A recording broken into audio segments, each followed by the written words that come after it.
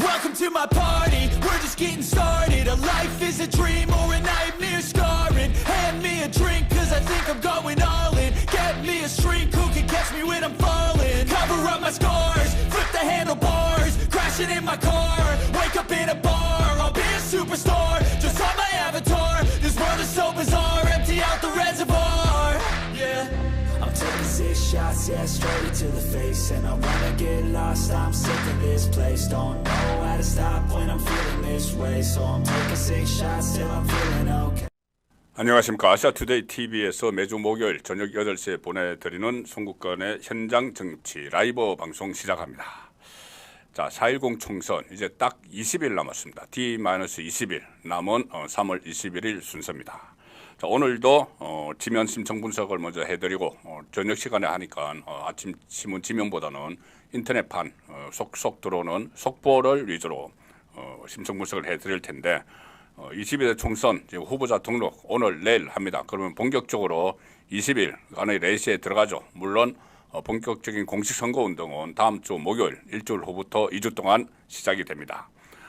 오늘 그 중요한 날에 한동훈은 보수의 텃밭인 대구로 갔고 이재명은 광주로 갔고 요즘 또 그 한동훈 이재명 하면 꼭 조국도 또 같이 들어갑니다. 조국도 해줍니다. 보통 방송에서도.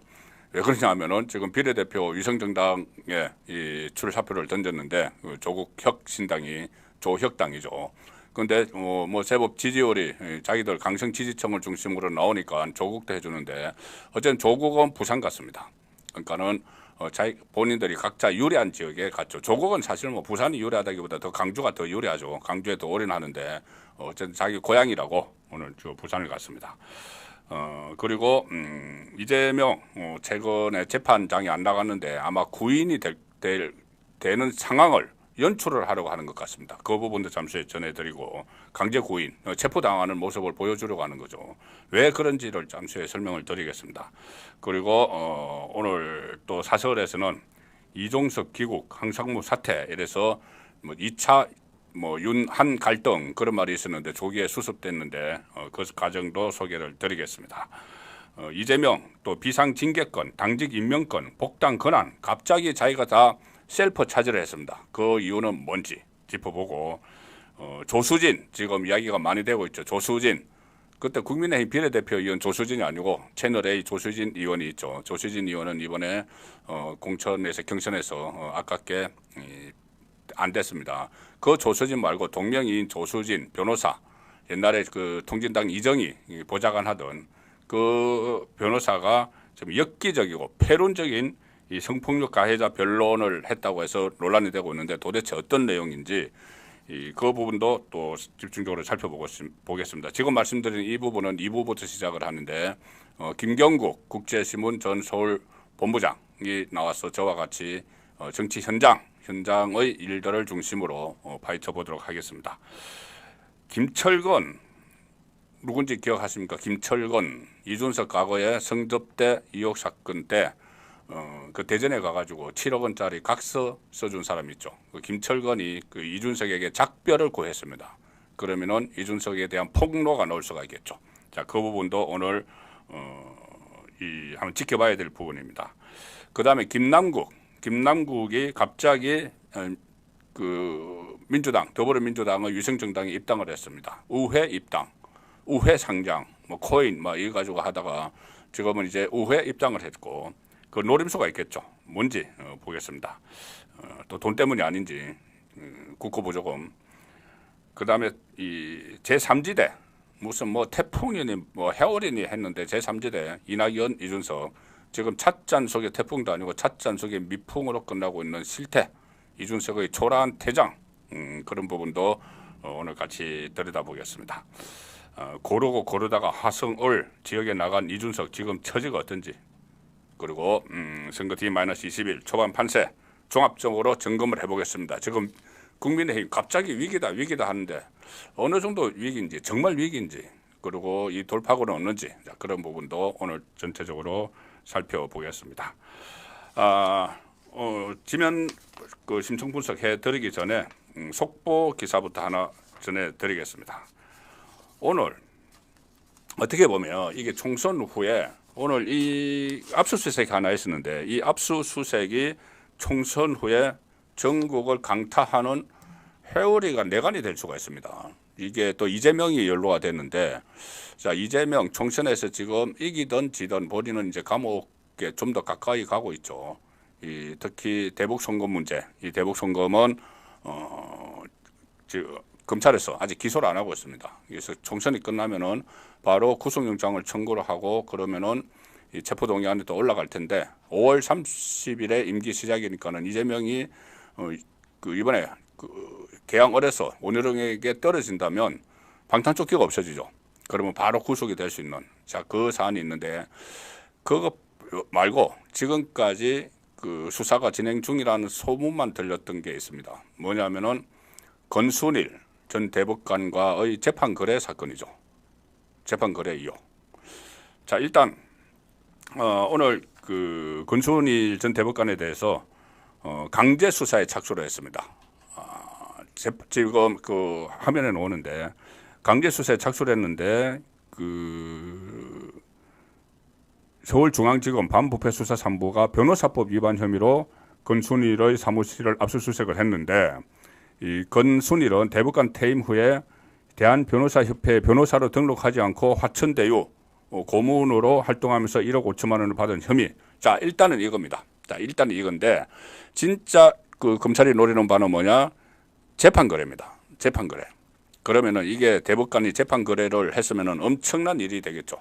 완전히 사법부가 완전히 뒤집어지는 그런 일이 될 수가 있는데 이 재판 거래라는 게 뭐냐 하면은 이재명이 지금 그 선거법 위반 사건으로 재판을 받고 있죠. 이것과 다른 겁니다. 이것도 공직선거법 위반인데 이 공직선거법 위반 지금 재판받는 것은 지난번 대선 때 고 김문기처럼 몰랐다고 거짓말한 거 그리고 백현동 용도 상향을 4단계로 해줬는데 그 4단계로 해준 것이 이 박근혜 정부 당시 국토부의 압력 때문이었다 이렇게 거짓말한 거 이건 지금 재판 진행 중이죠.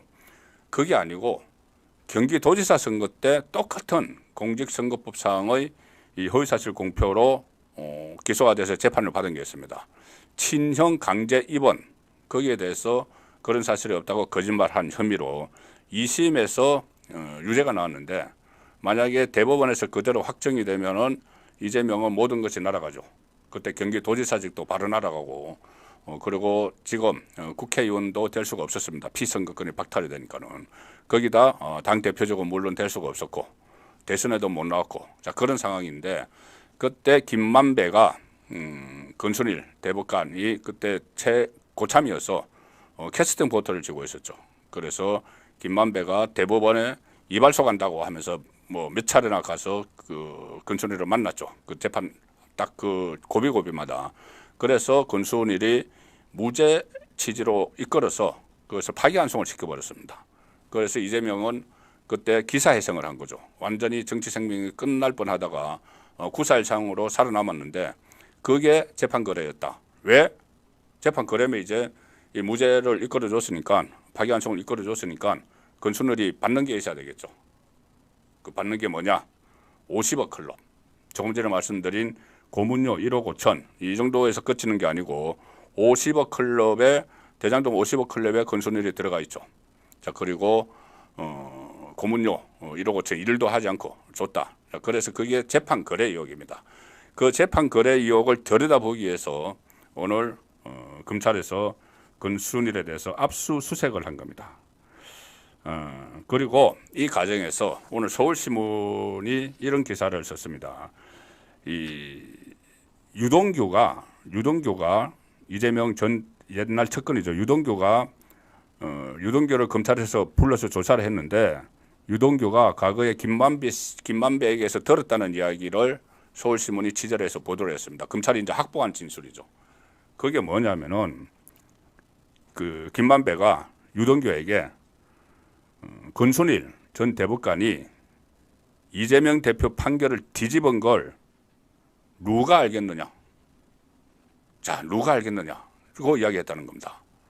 그런 진술을 검찰이 확보를 했다는 거죠. 자, 그러면은 권순일이 뒤집었다. 왜? 김만배 내가 권순일에게 로비를 해서 뒤집었다. 이걸 확보를 했다는 거죠. 이 수사가 본격화되면은 이 이재명뿐이 아니고 권순일, 김만배 뿐이 아니고 어떻게 대한민국의 대법관이 이 로비를 받아서 나중에 50억 그런 그 큰 돈을 받기로 하고 이 범죄자를 위해서 또 정치인을 위해서 이렇게 재판을 대법원을 판결을 본인 캐스트 모터를 쥐고 있으니까 그걸 뒤집어 버렸느냐 해서 엄청난 사법농단 사건이 일어나는 거죠. 자, 그래서 이게 오늘 이 뭐 총선 앞두고 이런 문제가 불거졌는데 뭐 검찰이 총선을 염두에 둔 것은 아니겠죠. 그리고 법원도 영장을 발부를 해서 이 수사가 지금 시작이 된 겁니다. 자, 말씀드린 대로 지금부터 총선 시작됩니다. 지금까지 여론조사 들쑥날쑥했죠. 특히 한동훈 비대위원장이 12월 말에 등판을 하고 나서 1월, 2월 사이에 상당히 분위기가 호전됐습니다. 특히 서울을 중심으로 수도권에서도 시뮬레이션을, 특히 서울은 49개 선거구가 있는데 시뮬레이션을 해보니까 26대 23으로 이긴다. 이런 분석까지 다 나왔었습니다. 여론조사 불과 한 달 전, 한 3, 4주 전에. 그리고 4년 전에는 서울이 8대 41로 졌는데 이번에는 26대 23으로 이긴다. 자, 이 조사까지 나왔고 전반적으로 여론이 좋다. 한동훈 효과, 한동훈 현상 이런 이야기를 했는데 최근 한 2주 사이에 한 1, 2주 뭐 길어야지 한 3주 사이에 좀 분위기가 반전됐다는 그런 여론조사 결과가 나오고 있습니다. 자, 그런데 지금 시점에서는 나중에 다시 소개를 드리겠지만 이 정당 지지율이 거의 지금 비슷하고 국민의힘이 약간 앞서 있습니다. 이 상황에서 거의 이제 비슷한 선상에서 20일 동안의 전쟁이 시작됩니다. 20일 동안 전쟁이 시작됩니다. 자, 아시아투데이 기사입니다. 22대 총선 후보자 드디어 등록을 시작을 했습니다. 등록 시작. 한동훈은 대구행, 이재명은 강주행, 조국도 또 해줘야 되니까 조국은 부산행. 자, 이 상황이 됐습니다. 20일, 21일 오늘 내일 후보자 등록이 진행이 되는데 21일, 22일입니다. 여야는 후보 등록과 함께 지역구 254석, 비례대표 46, 국회의원 300명을 뽑는 4.10 총선 총력전에 지금 돌입을 합니다. 비대위원장 한동훈은 보수의 심장 대구, 오늘 대구를 갔는데 서문시장 가서 또 서문시장이 발칵 뒤집혔습니다. 그때 부산에 가서도 부산도 재래시장에서 엄청난 인파가 몰렸죠. 오늘도 서문시장에서 발 디딜 틈 없는 그런 인파가 몰렸고 또 특히 경산까지 갔습니다. 경산까지 간 이유는 이 경산이 어려운 지역입니다. 국민의힘에. 거기 최경환 전 경제부총리 박근혜 대통령 시절의 핵심 측근이었죠. 거기 무소속으로 출마해 있는데 그 현역은 윤두현 의원인데 윤두현 의원이 불출마를 선언하고 청와대 30대 여성 행정관 출신인 조지현 후보가 가 있는데 좀 어렵습니다. 그래서 경산도 갔고 또 대구에서는 도태우 변호사가 지금 공천이 취소돼서 무소속으로 출마를 했죠. 그래서 그것도 전황이 어떻게 될지 모른다. 그래서 이 한동훈 비대위원장은 20일 대장정의 출발을 대구에서 했습니다. 물론 공식 선거운동은 다음 주 목요일 28일부터 시작이 됩니다. 그리고 이재명은 자기가 제일 유리한 곳 강주를 찾아갔습니다. 자, 그리고 비례대표는 또 조국혁신당, 조혁당이 범야권 표심을 기반으로 그 안에 강성 지지층을 끌어들이기 위해서 지금 강한 말을 막 쏟아내고 있는 상황이죠. 자, 이게 이 대목에서 하나 말씀드릴게. 조국이 자승자박한 겁니다. 이거. 조국이 지금도 뭐 몰빵론. 조국은 이 지역구 투표도 민주당 우리에게, 비례대표 투표도 우리에게 이렇게 몰빵론을 하고 있죠. 몰빵론을 하고 있는데 조국이 갑자기 이 몰빵론을 하니까는 조국이 뷔페론을 들고 왔어요. 뷔페. 우리가 뷔페를 가서 음식을 골라 먹을 수 있듯이 이 지역구는 민주당 하더라도 지역구는 자기들이 후보를 안 냈기 때문에 민주당이 해라. 그런데 이 비례대표는 우리에게 다오. 뷔페에서 음식 골라 먹듯이 참 어처구니 없는 말을 했는데 뷔페에 어떻게 음식이 두 가지밖에 없습니까? 지역구하고 이 비례대표하고 그거야 뭐 당연하죠. 선거 앞두고 급하게 뷔페점을 차렸고 그리고 손님이 그 두 가지 음식뿐이 안 먹는 손님들을 가는 거죠. 민주당 지지층들. 그 어쨌든 이 준연동형 이재명이 처음에는 병립형으로 해결을 하려다가 과거에 병립형으로 하려다가 문재인을 양산의 문재인을 찾아가서 문재인의 이 말에 넘어갔죠. 문재인이 아니야, 당신 앞으로 대통령 되려면은 좌파 진영 전체를 아울러야 되고 그러려면은 종북 세력, 괴담 세력, 그러니까 지금 10명 들어오기로 한 거 있지 않습니까? 진보당, 뭐 새진보연합, 그리고 시민사회단체 이 사람들도 끌어안으려면은 당신이 그 준연동 형제로 가야 돼. 왜냐하면 준연동 형제로 가야지 비례대표 정당이 나올 수가 있죠. 그리고 그 사람들을 끌어들일 수가 있죠. 비례대표 정당에다가. 자, 그렇게 해서 준연동 형제로 갔는데 예상 밖의 상황이 벌어져 버린 겁니다. 조국이 나타나 버린 거죠. 조국이. 준연동 형제? 그러면 이게 내가 곧 구속될 텐데 구속되기 전에 한 내 세력을 구축해 놓으면은 나중에 대법원에서 압력을 받아서 파기 환송도 시킬 수 있을 거고 아니면은 최종 선고도 연기도 시킬 수 있을 거고 그래서 본인이 준연동 형제가 되니까는 창당을 최종 결심을 합니다. 그래서 문재인에게 가서 보고를 하죠. 문재인에게 민주당과 다른 당을 만들겠습니다. 그러니까 조국에게 마음이 빚이 있다는 문재인은 이해합니다. 그래서 그 비례대표 정당을 만든 거죠. 그러니까 이재명은 자기가 넘어간 겁니다. 조국에 나타날 걸 꿈에도 몰랐죠. 자, 그리고 이게 상황이 어떻게 되냐면은 민주당 안에 지금 아우성입니다. 왜냐하면은 원래 민주당 사람들이 가져가야 될 비례대표 몫이 없어져 버렸습니다. 사실상. 자, 작년에 17명이 당선시켰죠. 작년에 그 민주당 비례정당에서 더불어시민당. 그것이 17명을 당선시켰는데 그중에 앞에 10명은 시민사회단체에 줘버렸죠. 윤미향, 양이원영 이런 사람한테 줘버렸고 뒤에 7명만 민주당 자기 사람들이 들어갔는데 이번에는 자, 외부에서 10명 들어왔죠. 그런데 조국이 한 절반 정도 비례대표 가져가 버리죠. 그러면 4년 전에 17개 했으니까 이번에는 한 10개뿐이 최대 10개뿐이 안 될 수가 있어요. 그러면은 10개는 시민사회단체와 좌파, 그 급진 좌파, 종북 세력에서 다 가져가 버리죠. 그럼 민주당 자기 사람들이 가져갈 비례대표가 하나도 없어지는 겁니다. 거기다가 이런 식으로 하니까는 그 시민사회단체에서 통진당, 이석기의 후예들, 통진당의 후신, 진보당 출신들을 진보당 3명 외에도 막 위장을 해서 시민사회단체 몫으로 위장을 해서 막 들어오고 하니까 거기에 또 이 민주당이 아무리 그래도 그래가지고는 정당 투표를 못 받을 것 같으니까는 좀 취소를 시키다 해서 또 서로 갈등을 일으켰죠. 그래서 조국 신당이 또 마찬가지고 이재명은 지금 자기가 넘어가서 자승자박을 하는 그런 꼴이 됐습니다.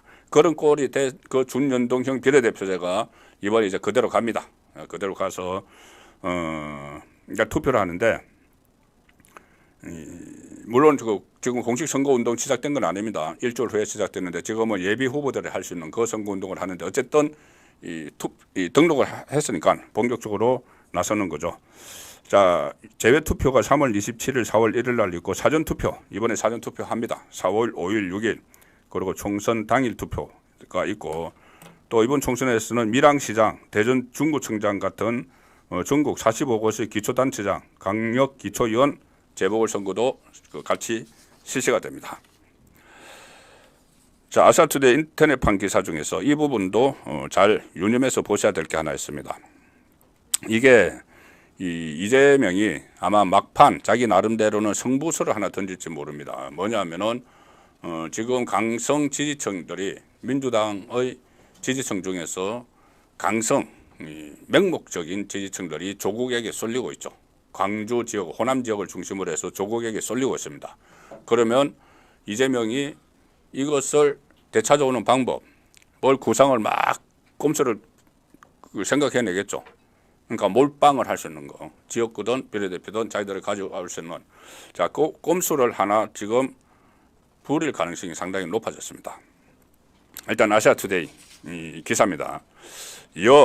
이재명 재판 지각 불출석 하는 것은 사법부 농락하는 것이다. 자, 여당이 일단 이렇게 비판을 하는 겁니다. 그런데 이 비판의 이 당 대변인이 직접적으로 왜 이렇게 하는지 그 쏙더 꼼수까지는 이야기하기 뭐 하겠죠. 그래서 제가 대신 말씀을 드리겠습니다.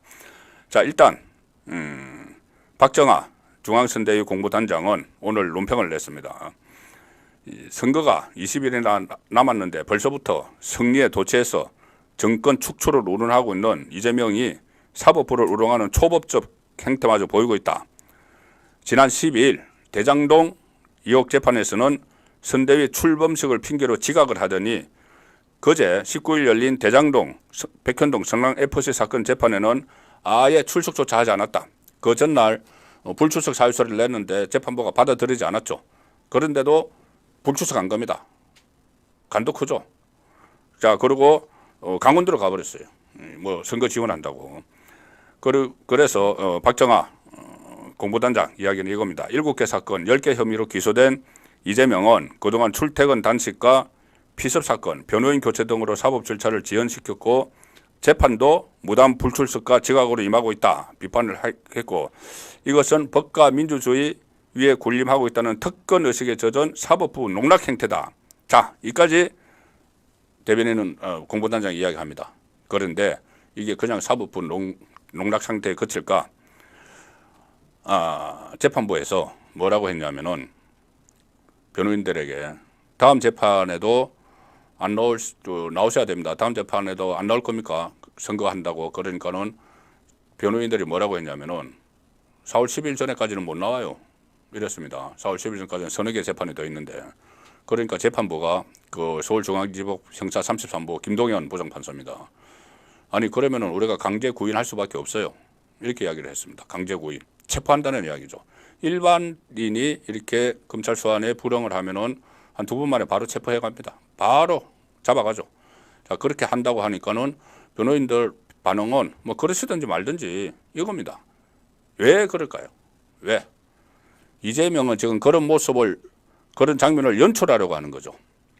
자기가 총선에 유세장에 가 있는데 그 형사들이 와서 자기를 잡아가는 거죠. 체포돼서 구인돼 가는. 뭐 집에 있다가 구인돼 가더라도 어쨌든 그 모습을 보여주는.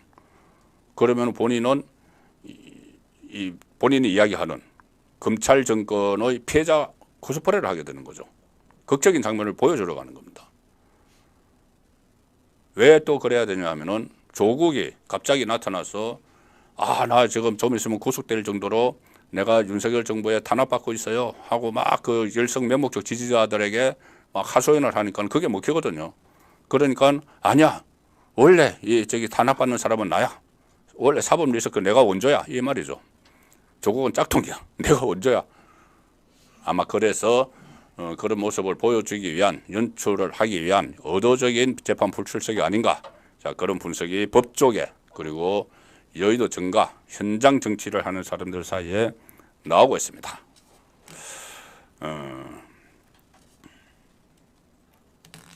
자, 그 상황은 이제 어떻게 진행될지. 그리고 실제로 이 김동연 부장판사는 그동안 이재명 그 재판 질질 끌어주고 상당히 이재명에게 우호적인 그 재판부이기 때문에 그런 장면을 연출을 하도록 정말 그 집행을 할지 그 부분은 좀 더 지켜봐야 되겠지만 제가 말씀드린 대로 그런 피해자 코스프레를 충분히 할 수 있다는 겁니다. 선거 막판에 지지층 결집을 위해서 그리고 조국에게서 땅을 좀 더 뺏어오기 위해서. 자, 그 상황도 유념해서 보셔야 될 관전 포인트가 되겠습니다. 자, 아시아투데이는 오늘 사설에서 윤 대통령 이기국 황 사태 결단 빛났다. 자, 이종섭 호주 대사죠. 황상무 대통령실 시민사회 수석. 이 두 사람이 시민사회 수석은 사퇴를 했고 이종섭 호주 대사 귀국 오늘 했죠. 오늘 아침에 했습니다. 오늘 또 이 새벽에 이종석 귀국하는데 5시부터 민주당 의원들이 쫙 가가지고 피켓 들고 공항에 앞에서 있었습니다. 그런데 실제로는 9시 넘어서 들어왔습니다. 국회의원들이 선거는 안 하고 지금 4시간 반 동안 그 공항 가가지고 그 이종석 들어오면은 뭐 구호 외치려고. 이게 오늘 공항 상황이 그 상황을 지켜보던 사람들이 저도 오늘 그 시간에 그 TV조선 방송을 하고 있었는데 이게 도대체 뭔 일이라고 이게 그 국회의원들이 저렇게 나가고 야당 의원들이 그리고 뭐 그 공항이 그렇게 떠들썩한가. 이게 프레임을 설치하기 때문에 그런 겁니다. 프레임을 민주당이 설치하는데 그걸 제대로 빠져나오지 못하고 거의 같이 갇혀 있는 거죠. 자, 그래서 어쨌든 아시아투데이 사설은 윤석열 대통령의 결단을 칭송하는 자 그런 결단을 잘했다 이렇게 평가하는 내용이죠. 이 총선을 불과 20여일 앞둔 시점에서 과잉 정치 논란을 잠재우고 정상적인 투표 환경을 만들기 위한 윤석열 대통령의 정치적 결단으로 풀이된다. 그동안 항수석 자진 사퇴와 이대사 조기 귀국을 한동훈 비대위원장 등 총선 관계자들이 요구해왔다. 민심을 반영한 여당의 이 인사와 정책 요구에 대해 윤 대통령이 국민 눈높이에 맞게 가감하게 수용했다는 점에서 대통령의 이번 결단은 높이 평가할 만하다.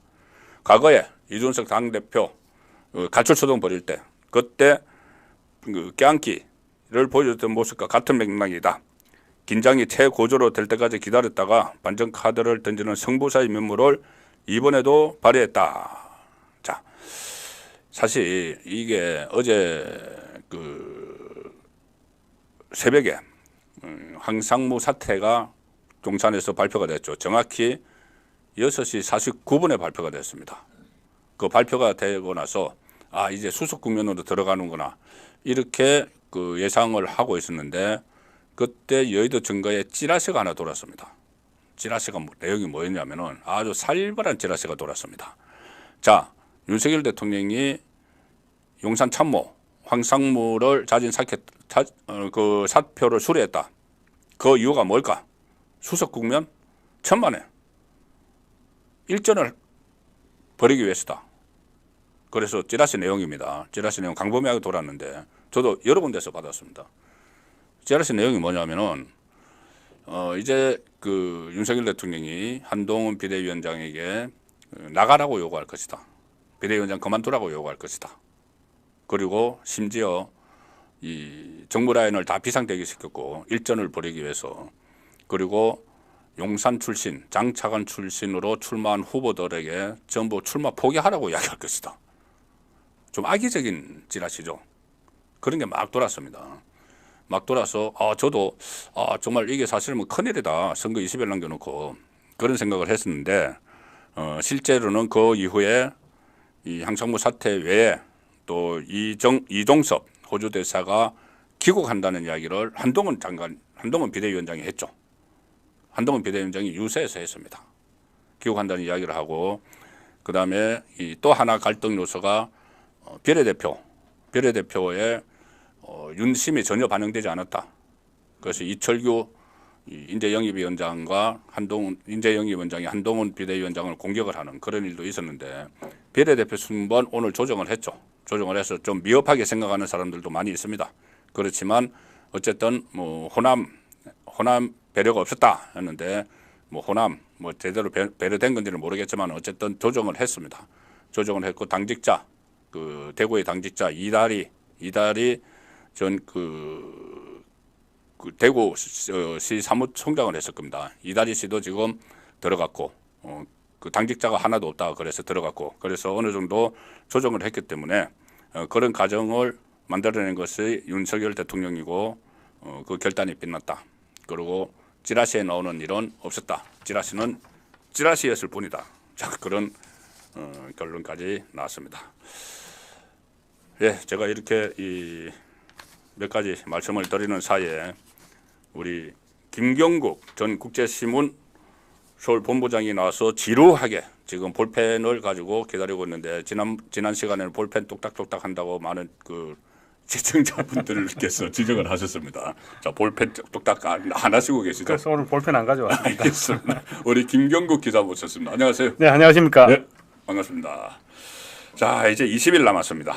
아, 정말 언제 이렇게 빨리빨리 시간이 지나갔는지 모르겠는데, 자, 20일 남은 이 시점에서 일단 아슬아슬했어요. 제가 조금 전에 말씀드린 대로 이종섭 그리고 황상무 비례대표 또 그 전에 있었죠. 그 장해찬 네, 공천 취소. 네. 그리고 도태우도 있었고. 또 도태우 네. 공천 취소. 자, 그 상황들이 있었는데 일단은 이 내부는 이제 종료됐다고 볼 수 있겠죠. 지금 계속되면 안 되는 거잖아요. 20일 나오는데. 예, 지금 계속되면 안 됩니다. 계속되면 안 되고 황상무 수석 같은 경우도 사태가 약간 늦은 감도 뭐 때늦은 감도 예, 그렇죠. 약간 늦은 감은 있어요. 없지는 않았습니다만 어쨌든 간에 지금 이제 정리는 되는 것 같은데 네. 지금 또 당 일각에서는 또 지금 뭐 이종섭 대사 뭐 사퇴를 해야 된다. 뭐 네, 이런 얘기까지 나오고 있는데 아마 그런 부분들은 네. 자기들도 저 수도권에서 선거를 지금 해야 되니까 네. 선거용으로 얘기하고 있지 않겠나. 네. 뭐 그렇게 지금 기대를 한번 해봅니다. 예. 그리고 지금 일단 이종섭 대사를 불러들였는데 이제부터는 아마 공수처가 더 고민이 되지 않을까. 그렇죠. 예, 이제 뭐 쉽게 얘기하면 이종섭의 시간이 온 겁니다. 예. 공수처는 왜 우리 조사 안 받고 갔느냐 그랬는데 뭐 그때 지금 와서 그러면 나를 이제 조사를 해라 하고 있는데 공수처에 사람이 없어요. 사람도 없지만 지금 아직 압수물 분석조차 안 돼 있는 상태라고. 아니 6개월 동안 압수물 분석 안 하고 뭐 했어요 그 사람? 그러니까 결국은 지금까지 기다렸던 거죠. 그렇죠. 예. 예. 상식적으로 납득이 안 되는 지금 12월 말에 출국 금지 조치를 취해놓고 지금 석 달 지금 계속 한 달씩 두 번이나 연장해가지고 석 달째 지금 출국 금지 상태거든요. 그렇죠. 지금 석 달째 출국 금지 상태인데 조사할 준비는 하나도 안 돼 있고 그 우리 조사를 할 테니까 오라 말은 못 하고 좀 이상하게 좀 꼬여 있는 그런 상태입니다. 그런데 지금 이 대사가 덜컥 들어왔거든요. 그렇죠. 덜컥 귀국을 하니까 지금 원래 멘붕이 왔네. 공수처에서 지금 오라고 말도 못 하고 오라고 하기는 해야 되는데 말은 못 하고 지금 더군다나 민주당에서조차 지금 빨리 조사해라 이렇게 지금 독촉하고 있지 않습니까? 그래서 지금 공수처가 굉장히 진퇴양난 국면에 빠졌다 이렇게 얘기할 수 있을 것 같습니다. 근데 이제 그 공수처 오늘 반응이 가관이었어요. 왜 빨리 조사 안 하냐, 빨리 소환 안 하냐 하니까 공수처가 한 말이 아니 이종섭 대사에게서부터 연락이 없다. 연락이 없다고 했어요. 아니 지금 누가 연락을 해야 돼? 조사 받는 사람이 자기들이 연락을 해야지. 자기들이 연락을 해야지. 조사 받는 사람이 연락을 해야 돼요. 아니 그러고 이종섭 대사도 그렇고 대통령실에서도 그렇고 언제든지 부르면 우리는 조사를 받겠다 이렇게 얘기해 놓은 상태잖아요. 그런데 무슨 연락을 기다립니까? 그러니까. 자기들이 불러야지. 아침에 거의 여기까지 다 했어요. 한동훈 이종섭 대사가 자기가 이번 주에는 또 무슨 뭐 여러 가지 공관장 회의 같은 것이 있고 다음 주에는 한국 호주 2+2 장관 회담, 국방 외교장관 회담 하고 일정이 있으니까는 이번 주 다음 주에 있는다는 이야기거든요. 계속 그렇죠. 있을 테니까. 일단 총선 때까지는 있는 거. 그렇죠. 4월 달에 또 공관장 회의가 또 그렇죠. 있으니까 그때까지는 이제 국내에 머무는 걸로 그렇게 얘기를. 그리고 이 사퇴하라고 지금 하잖아요. 이게 이제 국민의힘 안에서도 일단 수도권 선거구에 출마한 몇 사람이 사퇴하라고 하는데 이게 본인들이 자기들이 지역구에서 제대로 활동 안 해서 지지율이 안 올라가는 걸 이쪽으로 지금 전가시키는 측면이 있어요. 그리고 김경률이나 비대위원 이 사람들이 사퇴하려고 하는 건 민주당에 완전히 부안해동한 건데. 김경률은 왜 저 자리에 앉아 있는 겁니까? 그러니까 그때 그 비대위원하고 또 비대위원하고 좀 마포에 출마한다고 해놓고 또 거기서 완전히 술잔이 식기 전에 갔다 적장에 목을 베고 오겠다 정청래 하더니 술잔이 식기 전에 도저해버렸잖아요. 퇴각해버렸잖아요.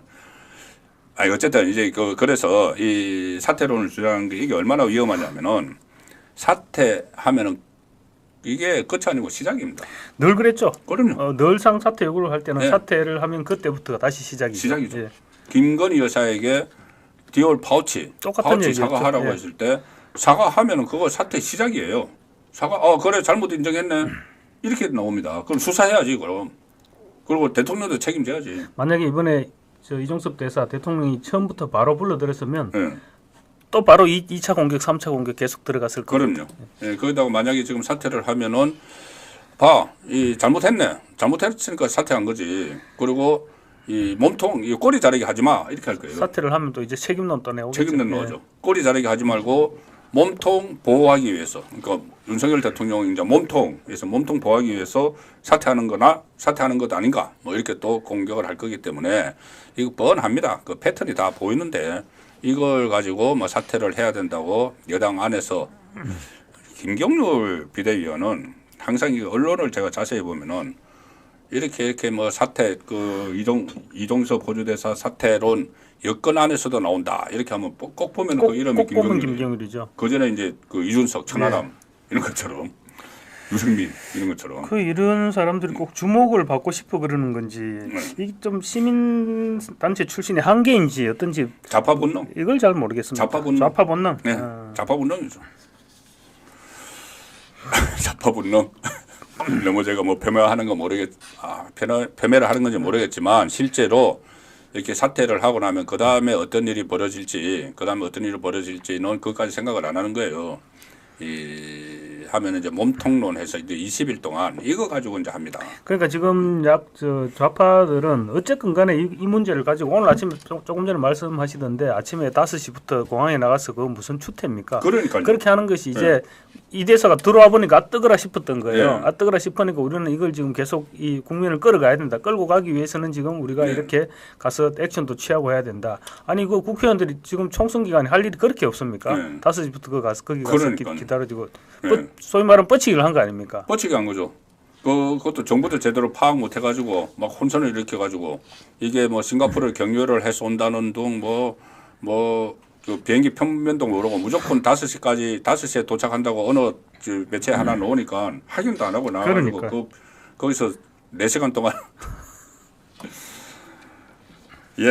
그런 상황인데 자. 그래서 한 가지만 더 말씀을 드리면 이제 이종섭 대사가 들어왔으니까 이제는 이종섭 아까도 이종섭 A 시간이다 그랬는데 이종섭 대사가 이제 좀 공격적으로 나갈 필요가 있을 것 같아요. 그렇죠. 그 지금 언제까지나 뭐 니네들 부를 때까지 내가 안 가겠다 이런 게 아니고 빨리 불러라. 아니면 저 뭐 그렇게까지 하면 안 되겠지만 송 대표처럼 같이 뭐 간다든지 뭐 그런 식으로 취하든지 어쨌든 간에 좀 공세적으로 그렇게 할 필요가 있을 것 같습니다. 근데 저기 안 불렀는데 가는 거는 그 좌파들이 하는 일이고. 그렇죠. 거기까지는 좀 오바인데. 이것을 나 불러라. 소환하면 언제든지 내가 가겠다고 지금 해놨으니까. 계속 촉구를 해야죠. 그리고 MBC하고 공수처 지금 짬짬이 의혹 이 부분도 지금 MBC가 사실 4년 전에는 꼭 이맘때죠. 4년 전 이맘때는 검언유착 보도를 했는데 지금은 MBC가 검언유착에 주체가 되고 있습니다. 그렇죠. 검언유착 완전 공수처고 공엠유착, 공수처 공엠 야유착, 공수처 MBC 야당. 그리고 우리도 지금 어떤 스피커들이 이런 부분들을 좀 더 적극적으로 나서주고 해야 될 것 같은데 그런 부분들이 좀 약한 것 같아요. 이것도 디올백 마찬가지로 그 정치 공작적인 측면도 강해요. 강하죠. MBC가 이 출검 사실을 어떻게 알고 보도를 했고, 그리고 공수처 안에 그럼 스파이가 있다는 말이에요. 공수처는 원래 뭐 문재인이 만들었기 때문에 그쪽에 이 정치적인 사안에는 굉장히 민감하게 받는 거예요. 공수처가 수사하는 절차도 지금 거의 MBC에 그대로 흘러 들어가고 있는 것 같은데 그런 부분들을 빨리 좀 정리를 해야 됩니다. 그렇습니다. 그리고 어쨌든 이제 이 상황에서 국힘 내부는 국민의힘 내부는 수습 국면에 들어갔다. 처음에 말씀드린 대로 이제 다 해결됐다. 한동훈 비대위원장 그렇게 이야기했잖아요. 그렇죠. 다 해결됐다. 이제 해결됐고 이제 우리는 빨리 국면을 전환해서 다시 출발해야 된다 이렇게 얘기를 했죠. 그렇습니다. 자 이제 새 출발을 하는데 제가 이제 썸네일에 두 가지를 다뤘는데 이재명 비상대권 지었다. 뭐 하려고 지었을까 비상대권. 그다음에 하나는 조수진 직업원 성범죄범 컨설팅 이렇게 했는데 컨설터를 해도 뭐 틀린 말이 아닐 것 같습니다. 우선 이제 이재명 비상대권 이거부터 한번 짚어보죠. 뭐냐면 갑자기 오늘 민주당이 최고위원회의 일부 권한을 총선 때까지 이재명 민주당 대표에게 위임을 했다 이렇게 확인이 됐어요. 어젯밤 최고위 회의에서 비상징계 의결 권한, 주요 당직 임명 권한, 또 하나 복당할 수 있는 권한 이것을 총선 때까지 이재명이 알았어요. 그러니까 이게 원래 최고위원회 의결 사항이거든요. 예, 그렇죠. 그런데 이재명 혼자, 그러니까 이게 이 비상 대권이죠. 어떻게 보면 국가로 치면은 그걸 줘버렸는데, 그래서 다음 달 10일 선거 때까지 중대한 징계 사유가 발생하면은 별도 최고위 의결 없이 징계를 내릴 수 있고, 대변인 같은 주요 당직도 마음대로 임명할 수 있고, 중앙당 당원 자격심사위원회 심사 결과에 따른 복당 의결 권한도 다 혼자 갖는다. 왜 이렇게 했을까요? 1인 독재 정당을 선언한 거죠. 그렇죠. 선언한 거고 지금 이제 당장 급해졌던 게 비상 뭐 소위 말하는 비상 대권을 지금 대표한테 당신이 알아서 다 하시오 이렇게 떠넘긴 그렇죠. 그 내용이잖아요. 네. 그 내용인데 이렇게 했던 게 지금 요 며칠 전 누굽니까 양문석 양문석 징계 문제에 대해서 당에서 이런저런 말들이 엄청 많이 나왔죠. 엄청 많이 나오고 그리고 양문석 같은 경우는 제대로 정리도 안 하고 지금 덮은 상태죠. 덮은 상태인데 또 지금 조수진 문제가 또 터져 나온 것입니다. 또 터져 나오니까 이런 일이 계속 터져 나오면 이게 만약에 조수진 이재명 대표가 그 비상대권으로 비상징계권 이걸 이재명 대표한테 이름을 안 시켜놨으면 아마 지금 조수진 문제로 당내에서 엄청 시끄러울 겁니다. 그렇죠. 비명계들 필두로 해서 이거 뭐 하느냐, 조수진 가지고 우리 어떻게 선거를 하느냐 지금 엄청 시끄러울 것인데 지금 비상징계권을 이재명 대표한테 넘기니까 지금 조용해졌지 않습니까? 이게 무슨 얘기냐면 며칠 전에 박지원 전 국정원장 조국 혁신당의 명예당원이다 이런 얘기 했잖아요. 네, 조국하고 유튜브에 출연해가지고 그렇죠. 그러다가 시급했죠. 그러니까 그때 시급하면서 이재명 대표가 했던 말이 굉장히 심각한 징계를 검토했다. 그리고 이게 회의에서는 공천을 박탈해야 된다는 얘기까지 있었다. 공천을 박탈해야 된다는 얘기까지 있었는데 박지원 후보가 사과를 하고 했기 때문에 지금 이번 한 번은 넘어간다. 그런 식으로 경고를 하고 그 다음 순간에 바로 이거 지금 비상징계권을 가져가는 거거든요. 그러니까 지금 이제 아무도 말을 못 하고 있는 것입니다. 불만은 지금 왜 없겠어요? 저런 사람을 지금 공천을 줘서 아니 조수진 거기는 당선될 수 있어. 강북은 뭐 거기는 당선될 수 있는데 다른 지역 지금 전부 수도권에는 엄청난 파장을 불러올 건데 지금 아무도 당내에서 한마디도 못 하잖아요. 심지어 김부겸 총리까지 지금 뭐 그냥 넘어간다 이런 식으로 지금 얘기를 하고 있는 것이거든요. 그래서 아마 가장 큰 거는 비상징계권을 가져간 거는 요 시범 케이스 지금 위력을 박지원에 대한 시범 케이스 삼아서 위력을 발휘를 했었거든요. 아무도 지금 입도 달싹 못하는데 김남국 건도 아마 마찬가지일 겁니다. 만약에 이런 그게 없었으면 김남국에 대해서도 민주당 안에서 굉장히 반발이 있었을 거거든요.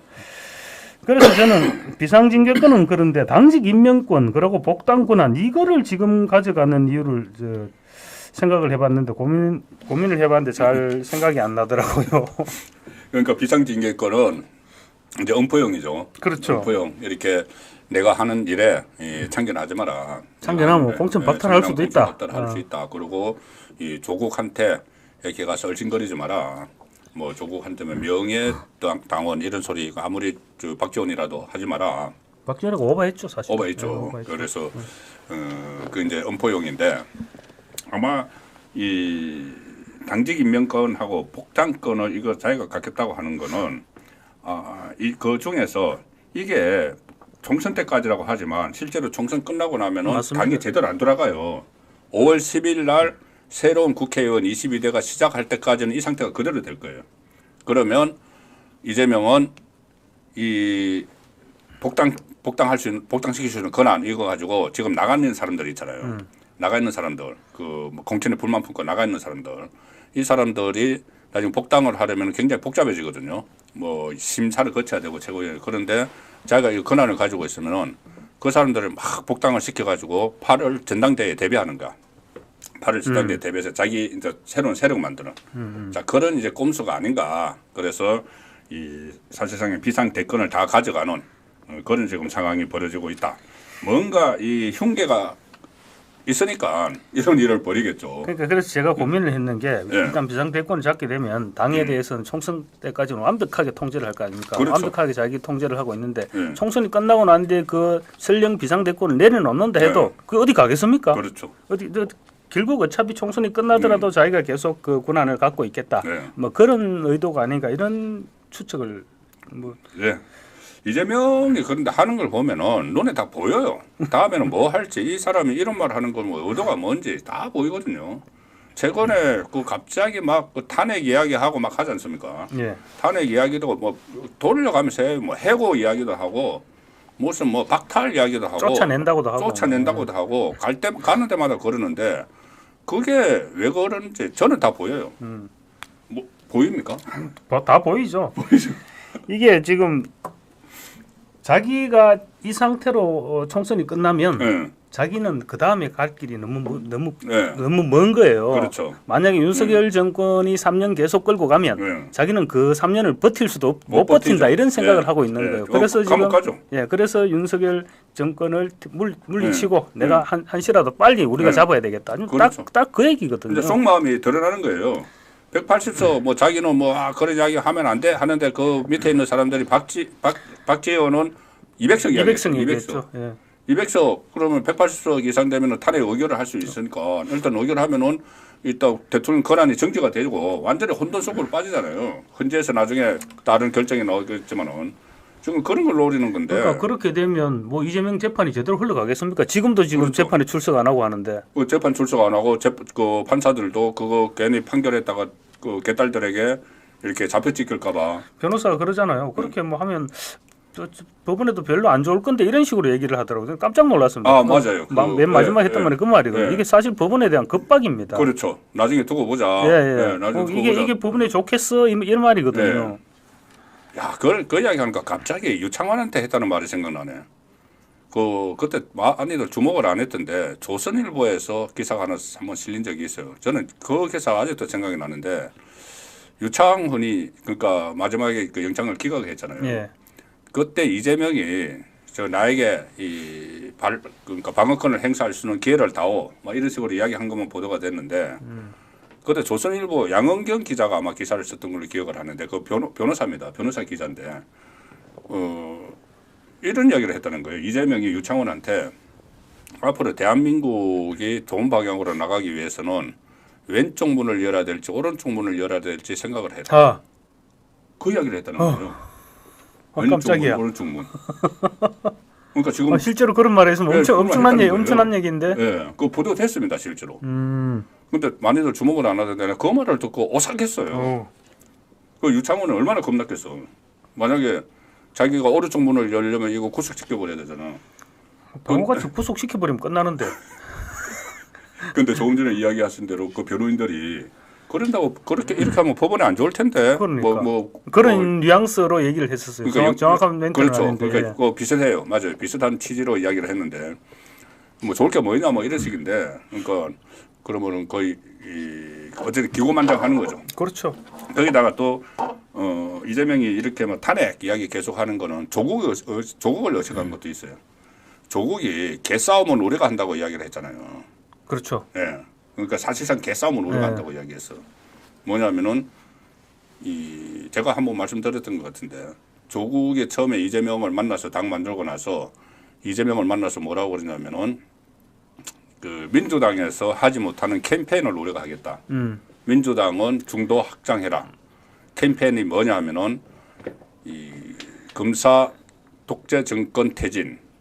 이건 탄핵이죠. 정권 퇴진 탄핵 이런 네, 그리고 김건희 법정으로 이거는 우리가 캠페인하겠다 이렇게 이야기하고 나서 진짜 막 그렇게 하니까는 그 극성 지지층들이 묻지마 지지층들 있잖아요. 그러니까 그게 조국 쪽으로 쏠리거든. 그렇죠. 쏠리니까는 이재명 입장에서는 저거 우리가 해야 되는데 조국한테 다 가네 해서 갑자기 또 탄핵 이야기를 하는 거예요. 옛날 보수 진영의 태극기 쪽으로 확 쏠렸듯이 지금 그렇죠. 조국 쪽으로 딱 쏠리는 그 형식이거든요. 그러니까 그것을 지금 이제 어떻게 자기 입장에서는 조국보다 더 세게 하기 위해서 매일매일 이야기하는 거예요. 그래 이거 얼마나 무책임한. 그런데 저런 사람들한테 지금 과반을 넘기면 네. 지금 우리나라가 지금 내일 모레 문 닫게 될지도 모릅니다. 그 총선 그 판세 지금 할까요? 그러죠 뭐. 예, 가만 어떻게 될 것 같습니까? 지금 너무 불안합니다. 불안해요. 예. 예. 지금 사실은 당장 오늘 정도까지 이게 여론조사 결과만 쭉 볼 때는 네. 지금 좌파 쪽으로 좀 기울어 있지 않느냐 네. 이런 전망이 들고 있거든요. 네. 사실은 들고 있는데 그래서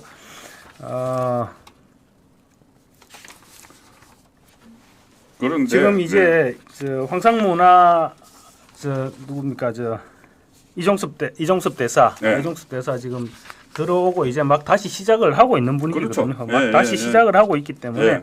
당장 지금 오늘 MBS 여론조사죠. 예, 예. 오늘 발표된 MBS 여론조사 가장 최근 거죠. 예, 오늘 가장 최근 발표됐으니까는. 건데 이게 지금 4개 여론조사 회사가 공동으로 하는 겁니다. 예. 이게 18일부터 20일까지 했는 부분이거든요. 예, 예. 가장 최근 거죠. 18일부터 20일까지 했으면 어제 저 황상무 저 수석이나 예. 이종섭 대사가 어제 이제 결론이 났으니까 들어온다고 했고 예. 항상 어제 어제 새벽에 했으니까 부분적으로 반영이 됐죠. 18, 19일까지는 전혀 반영이 안 됐고 예, 예. 20일도 뭐 이거 뭐 어제 새벽에 얘기했지만 사실 낮 정도에 반영이 됐으면 그렇죠. 조금 반영이 조금, 됐어요. 예, 부분적으로 조금 반영이 반영이 됐을 거거든요. 예. 그래서 지금 이제 다시 치고 올라가는 그게 남았는데 예. 사실은 바닥 찍었다고 보고 치고 올라가야죠. 치고 그렇죠. 올라가야 되는데 양문석 건이나 지금 조수진 건이나 이런 부분들은 아직 살아있는 이슈거든요. 살아있는 이슈고 하기 때문에 앞으로 조금 더 기대를 해봐도 되지 않을까 뭐 이런 기대를 또 해봅니다. 그러니까 MBS 조사에서 정당 지지도 조사 국민의힘이 34%, 민주당이 29%, 5% 차인데 이게 2주에 한 번씩 조사를 하거든요. 현재 국민의힘이 5%그 직전 조사보다 3%포인트가 내려갔어요. 예. 내려갔고 민주당은 지금 그대로인데 뭐 MBS 조사가 모든 걸 대표하는 것은 아니지만은 이 유사한 조사가 지금 계속 나오고 있기 때문에 그 추세를 그 말씀을 드리는 겁니다. 여기서 조국 신당이 10%, 개혁 신당 2%, 새로운 미래 2% 뭐 이렇게 나왔는데 그리고 각 지역의 여론조사들도 각 그 접전 지역에 격전지 여론조사들도 보면은 상당히 최근에 안 좋게 좀 많이 나와요. 조금 불안불안하게 나오고 불안하게 있습니다. 나옵니다. 예. 처음에 저희들이 지난주만 해도 낙동강 벨트 그리고 또 PK 이 영남 선거가 상당히 유리한 국면으로 가고 어떤 격전지에서 승리할 경우에 싹쓸이도 할 수 있다는 말까지 이렇게 뭐 나올 정도인데 한 2주 전만 해도. 그런데 이게 지금 그 여론조사도 좀 박빙이거나 좀 열세거나 이렇게 보이고 있거든요. 그렇습니다. 심지어 부산에는 연제구에서 지금 연제구는 민주당과 정의 거기는 참 진보당 예. 민주당하고 진보당이 단일화를 했는데 했죠. 진보당 후보로 단일화가 됐거든요. 그러니까요. 예. 지역에서도 굉장히 놀랐던 부분인데 예. 어제 오늘 발표된 부산일보 여론조사를 부산 보면 보고 있죠. 진보당 후보가 더 높이 나오고 있거든요. 지금. 예. 그래서 그런 부분들은 너무 의외라서 저도 깜짝 놀랐는데 조금 더 지켜봐야 될 것 같긴 합니다. 연재 같은 경우에 이게 심각한 것이 이 노정현이라고 진보당 후보로 단일화가 됐는데 거기에 3선에 도전하는 이 노정현은 제가 아무리 찾아봐도 별 커리어가 없어요. 커리어 없습니다. 지역에서 그냥 계속 출마를 했었어요. 예. 그래서 이제 진보당 그러니까 통진당의 후신이죠. 예. 진보당 이석기 통진당의 후신인데 이 노정현이 민주당하고 단일화를 해서 이겨버렸어요. 예. 지금 17군데인가 단일화를 경선을 했는데 유일하게 이긴 곳이죠. 그런데 김희정도 인지도가 있는데 부산 연재에서 47.6 노정현이 진보당이 47.6 야 김희정이 38.3 오차범위 밖으로 오차범위를 넘어서 나가버렸어요. 예. 그리고 민주당 지지층의 80% 정도가 자기 후보가 없으니까 이 진보당 후보를 지지한다 이렇게 나왔다는 거죠. 그런데 이렇게 만약에 이 결과가 그대로 되면은 통진당 세력이 사실상 통진당 세력이 영남에 교두보를 마련하게 됩니다. 그럼요. 이거는 뭐 어떻게 보면 아찔한 이야기죠. 지금 아마 연재는 이게 지금 김희정 전 장관이 지금 현역이 이주환 의원이거든요. 네. 이주환 의원 둘이가 워낙 앙숙입니다. 계속 선거 때마다 계속 양쪽이 붙었고 격돌을 했고. 그 조직을 이어받지를 못하는 것 그렇습니다. 같네요. 아마 그랬을 겁니다. 지난번 경선에서는 이주환 의원이 이겼어요. 이제 김희정 의원은 물러나는데 이번에 다시 이제 바뀌었거든요. 그 두 사람이 계속 찌그덕거리고 있기 때문에 그 여파가 클 겁니다. 아마. 네. 그런데 단지 이제 연재 한마디만 더 말씀드리면은 실제로 이제 투표를 하면은 민주당 지지자들이 투표장에 갈 것이냐, 자기 당 후보가 없는데 통진당 후보인데 뭐 지지율 조사에서는 그렇게 한다고 해도 자, 이 부분 남아 있습니다. 어쨌든 이렇게 말씀드린 대로 정당 지지율 조사도 전만큼 그렇게 격차가 나지 않고 또 각 접전 지역에서 이렇게 좀 불리한 이런 조사가 여러 개 나오지만 말씀드린 대로 선거는 지금부터입니다. 20일. 이제 3주 남았으니까요. 네. 네. 자, 선거운동 지금부터 시작을 하는 거고 이게 처음에 한동훈 비대위원장이 12월 말에 등판을 해서 1월, 2월에 그렇게 지지율이 팍팍 올라갈 때도 저희들도 그 이야기는 했습니다. 이게 몇 차례 고비는 있을 거다. 고비는 있을 거라고 했는데 지금 그 이제 고비가 왔다가 지나가는 순간이에요. 제가 볼 때는 이 고비가 저 뭐 항상무건이나 물론 이게 어떻게 보면은 뭐 사퇴거리가 안 됩니다. 제가 그 자세한 내용을 일일이 말씀드릴 수는 없지만은 제가 그 스토리를 좀 아는데 이것도 MBC 쪽의 거의 뭐 그 왜곡이에요.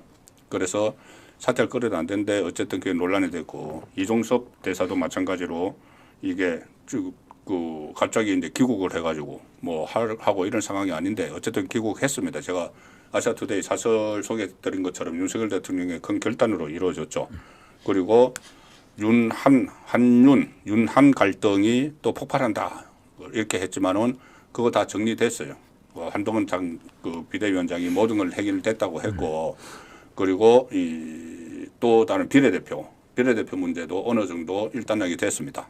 그리고 그 장해찬, 노태우 이 문제는 이제 유권자들이 선택을 하시면 되죠. 선택을 해서 다시 국민의힘으로 돌려보내든지 아니면 그 지역에 출마한 국민의힘 후보가 낫다고 생각을 하면은 그쪽을 뭐 찍으시든지 유권자 선택이 넘어갔어요. 그러면 제가 말씀드리는 거는 모든 게 이제 정리가 됐습니다. 정리가 됐고 지금부터 스타트를 했고 오늘 한동훈은 그 텃밭인 대구에서부터 시작을 했고 이재명은 자기들 지지 세력인 그 강주에서 또 시작을 했기 때문에 지금부터 시작이죠. 자, 지금부터 시작이면 저는 이 4년 전에 그 공천 파동이 극심하게 있었죠. 공천 파동이 있었고 그때 또 뭐가 있었냐면은 결정적인 변수가 있습니다. 민주당 잘해서 압승한 게 아니고 그 코로나 포퓰리즘. 돈을 일단 현금을 뿌렸죠. 그렇죠. 그러니까 현금 뿌린다는 건 상상을 못했어요. 그러니까, 그때. 아니 어떻게 국민에게 현금을 주지? 100만 원씩? 그때는 사실은 뭐 다들 표를 돈으로 산 거였죠. 너무 이제 그렇게 표현하시면 이제 우리 유권자들께서 그렇게 그러니까 자기들 입장에서는 그럼요. 저희들은 거의 뭐 이렇게 이제 바다 굽고 막 거들내 가지고 이렇게 어쨌든 포퓰리즘 정책을 쓴 거죠. 쓴 거고 특히 고민정이 그때 막 그런 이야기 했잖아요. 청와대 대변인을 하면서 이 창고는 비우라고 있는 것이다. 그럼 다 비워버렸잖아요. 이제 그런 변수가 있어서 그때 참패를 했는데 이번에는 다릅니다. 일단 이 한동훈 그래도 지금 한동훈 비대위원장에 대해서 지금 비판적인 시각이 일부 있어도 그래도 한동훈의 개인기 그것이 여전히 살아 있고 또 한동훈 현상, 한동훈 효과 뭐 이런 것도 아직 그 기세가 있기 때문에 이번 선거는 저는 충분히 해볼 수 있다. 그렇게 생각을 합니다. 자, 그래서 판세는 마지막 부분에 짚어보려고 했는데 좀 우리가 먼저 짚어봤습니다. 저는 이번 선거에서 상대방이 워낙 말이 안 되는 상대방인데 민주당 참 이재명 그렇고 조국 그렇고 송영길 뭐 상대도 아니지만은 정말 어떻게 보면은 우리 헌정사에서 최악입니다. 최악의 정당들인데 국민께서 아마 다 감안을 하시리라고 봅니다. 지금 이렇게 해초리를 드는 건 좀 자만하지 말고 정신 차리라. 이런 의미에서 저는 해초리를 든다고 봅니다. 자, 그리고 지금 이 민주당 엄청난 하약골을 지금 안았습니다. 하약골을 껴안았습니다. 이 부분은 특히 여성 유권자들에게 엄청난 여성 유권자들을 화가 나게 하는 그런 사안인데 바로 조수진 이야기입니다. 조수진이라고 국민의힘 비례대표위원 조수진과 동명이인입니다. 동명이인인데 뭐 변호사인데 민변 참여연대 이런 데 있었고 유시민이 운영하는 알릴레오 거기에 출연을 했었고 그 전에 이정희 통진당 이정희의 보좌관 출신입니다.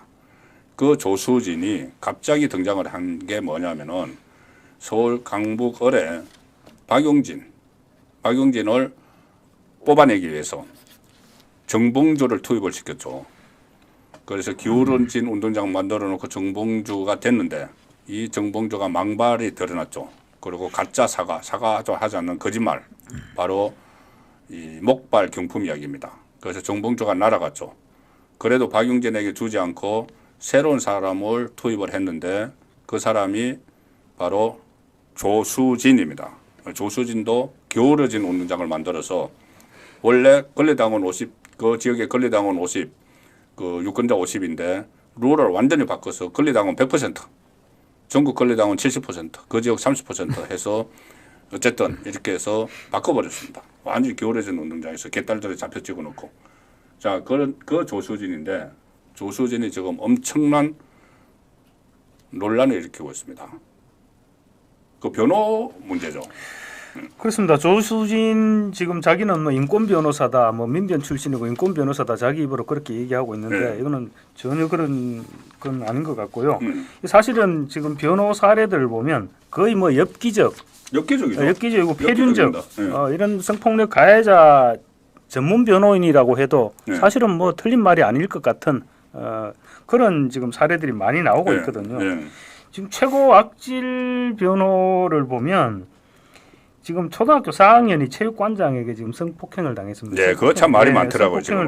이거 어떻게 변호사가 인권 변호사라는 사람이 이런 말을 할 수 있는지. 3년 동안 얘가 어리니까 말을 못하다가 최근에 이제 작년이가 얘기를 해서 그 재판을 받는 과정에서 항소심 담당을 했나 봐요. 항소심 담당을 했는데 이게 지금 애가 저 체육관장에게 성폭행을 당해서 저 성병까지 감염됐는데 그래 변호를 했는 게 다른 성관계를 통해서 성병이 감염됐을 수도 있다.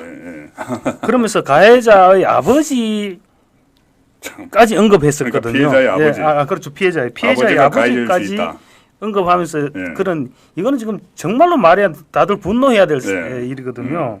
이 명백한 2차 가해일 뿐더러 지금 인륜을 저버린 그런 변론입니다. 이거 변론이라고 할 수 있습니까 이거를? 그렇죠. 그래서 대법원은 그 무슨 말이냐, 말도 안 되는 소리 하지 마라 해서 원래 가해자 체육관장한테 10년 판결을 이제 확정을 했는데 어쨌든 그 자기가 이제 돈을 받고 선임이 됐으니까 수임을 했으니까 그 체육관장 어쨌든 형량을 낮춰주려고 이런 그 말도 안 되는 그런 일까지 해서 뭐 2차 가해까지 될 수 있는 거죠.